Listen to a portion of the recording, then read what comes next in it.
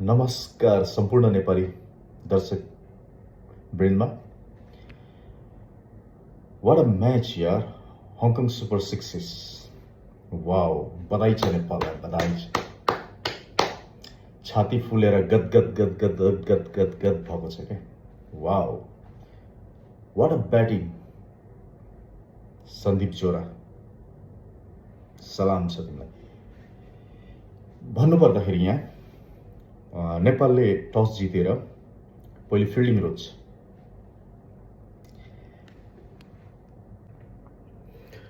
र इङ्ल्यान्ड ब्याटिङको लागि उत्रिन्छ।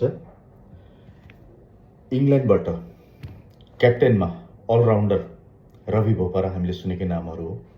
धेरै देशमा फ्रेन्चाइज खेल्दै आएका छन् उनी, हैन?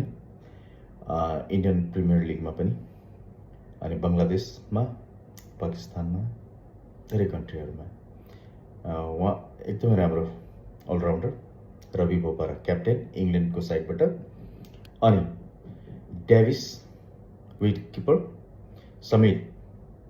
समित पटेल अलराउन्डर, अनि थोम्सन, अनि बर्नार्ड, अनि कोहली, यी 6 जना इङ्ल्यान्डको टिमबाट हो भने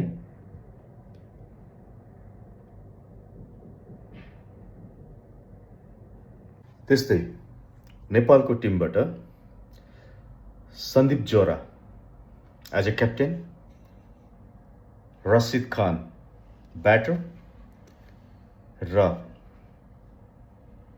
जोशी, विवेक, प्रतीश, लोकेश, सुनेकै नामहरू।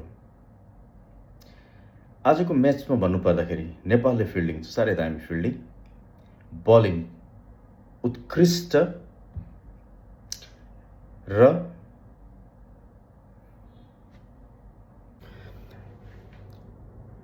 6 विकेट गुमाउँदै इङ्ल्यान्डले 97 मा अल आउट हुन पुग्यो, जसमा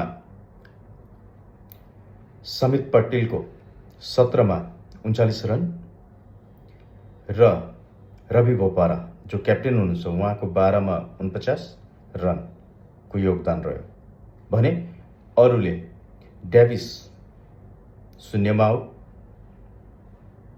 र कोहलिस 1 मा आउट र थम्सन पनि 0 मा आउट र बर्नार्ड 4 मा 5 रन बनाउँदै आउट भएका छन् भने सबै विकेट गएर इङ्ल्यान्डले टोटल दिएको छ 98 को टार्गेट। अब नेपाल ब्याटिङमा उत्रिँदै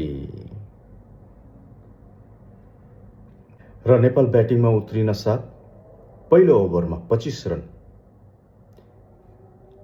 ओपनिङमा आउँछन् लोकेश र सन्दीप जोरा भने पहिलो ओभरमा 25 रनको साझेदारी गर्छन् र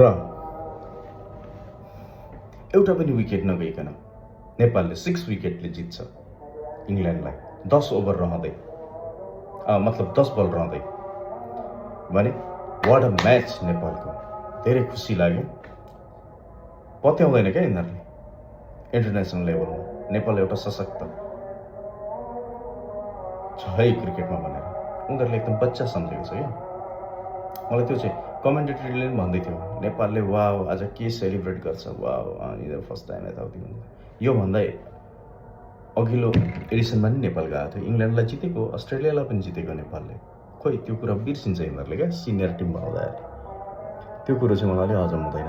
नेपाल अवश्य एक दिन सबै फर्मेटको क्रिकेट खेल्नेछ र सबै टिमहरूलाई दमदार उयो, मतलब दमदार उयो दिनेछ।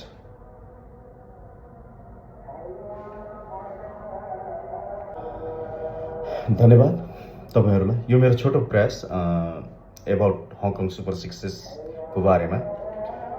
कति बेला थाहा छैन, यो भिडियो मेरो तपाईँहरूसम्म आइपुग्यो भने प्लिज सब्सक्राइब गर्नुहोला अनि लाइक गर्नुहोला। धन्यवाद तपाईँहरू सबैलाई, धन्यवाद, थ्याङ्क यू सो मच।